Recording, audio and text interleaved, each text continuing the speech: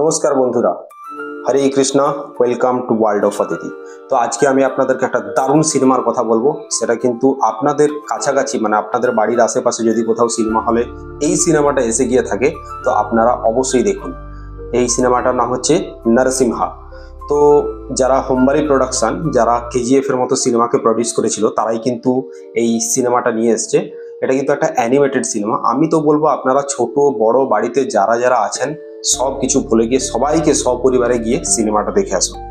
তো অ্যাকচুয়ালি আমার এই ভিডিওটা বানানোর পিছনে কয়েকটা কারণ রয়েছে, তো এক এক করে সেটাতে আসছি। প্রথমত আমি যে জিনিসটা নোটিস করলাম সেটা হচ্ছে হোমবাড়ি প্রোডাকশন থেকে যে অ্যানিমেশনগুলো বা একটা বড় পর্দায় যখন আপনারা দেখবেন, সেই যে মানে আলোকসজ্জা বলুন বা অ্যানিমেটেড মুভি, অ্যাকচুয়ালি দেখুন হলিউডের তো তাদের প্রচুর পরিমাণে বাজেট থাকে, তো এখানের বাজেটও একটা রেস্ট্রিকশন আছে। কিন্তু তা সত্ত্বেও ওনারা যেটা ট্রাই করেছেন সেটা কিন্তু একটা ভীষণ একটা কমেন্ডেবল ব্যাপার। তো সিনেমাটা আপনি যখন দেখবেন আপনার কোনোভাবেই মনে হবে না যে আপনি কোনো খারাপ ছবি বা এইসব কিছু দেখছেন। সেসব কথা সাইডে রাখুন, এটা গেল একটা পার্টের। তো সিনেমাটিক পার্টে চলে এলো, তার জন্য রিভিউয়ার যারা আছে আপনি অবশ্যই তাদের কথাবার্তা শুনবেন। তো আমার এখানে যে বক্তব্যটা সেটা কিন্তু রিভিউ পয়েন্ট অফ ভিউ থেকে নয়। অবশ্যই সিনেমাটা আপনাদেরকে সবাইকে আমি দেখার জন্য মানে করছি, আবেদন করছি। কিন্তু এইখানে যেটা বলার সেটা হচ্ছে শিলা প্রভুপাদ, যিনি ইসকনের প্রতিষ্ঠাতা ছিলেন, তিনি কিন্তু একটা কথা অনেক সময় বলতেন যে যখন মানুষ মৃত্যুসজ্জা, মৃত্যু যখন তার খুব নিকটে, ঠিক সেই সময় তার পরীক্ষা হয়। কি পরীক্ষা? ভগবানকে মনে রাখার পরীক্ষা। তিনি বলতেন যে কৃষ্ণকে তুমি এমনভাবে কৃষ্ণ নাম হরিনাম করো যে মৃত্যুর সময় যেন তোমার সেই নামটা মাথা থেকে ভুলে না যাও, তুমি যেন আঁকড়ে ধরে থাকতে পারো। ঠিক এখানে দেখবেন নরসিংহ মুভিতে যিনি প্রহ্লাদ যিনি আছেন, একজন বিশাল বড় ভক্ত শ্রীকৃষ্ণের। তিনি শ্রীকৃষ্ণ যখন মানে তার যখন প্রেমে যখন আবির্ভূত হয়ে যায়, তখন শ্রীকৃষ্ণ কিন্তু তাকে দেখা দেয় এবং সেই সময় প্রহ্লাদকে জিজ্ঞাসা করে তুমি আমার কাছ থেকে কি চাও। তখন কিন্তু প্রহ্লাদ সেখানে বলছেন যে ভগবান, আমার আর কিচ্ছু চাই না, আপনাকে দেখে নিয়েছি, এটাই আমার মানে আমি সব কিছু পেয়ে গেছি, আমার আর কিচ্ছু চাই না। উনি তারপরে আরেকটা কথা বলেন যে আমি এমনভাবে, আমাকে এমন একটা আশীর্বাদ দিন যেন আমি আপনার নাম কখনোই না ভুলি। আপনি যেন আমার হৃদয়ে, আমি যেখানেই যাব যা করব সমস্ত জায়গায় যেন আপনি থাকেন। মানে কি বলতে যাচ্ছে, মানে কৃষ্ণ নাম যেন এমনভাবে আমাকে আচ্ছাদিত করে যেন আমি সেই জিনিসটাকে না ভুলে যাই।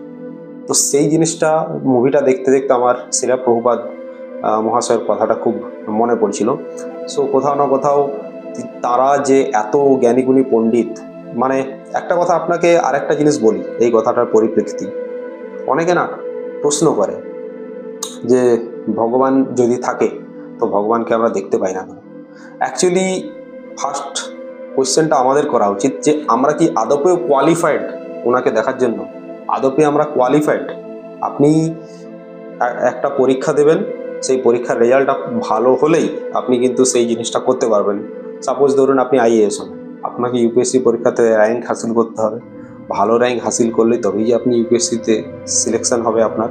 ঠিক তেমনভাবেই আপনি ভগবানকে দেখার ইচ্ছা করছেন, এটা তো ছেড়ে দিন, এটা তো মেটেরিয়াল ওয়ার্ল্ড।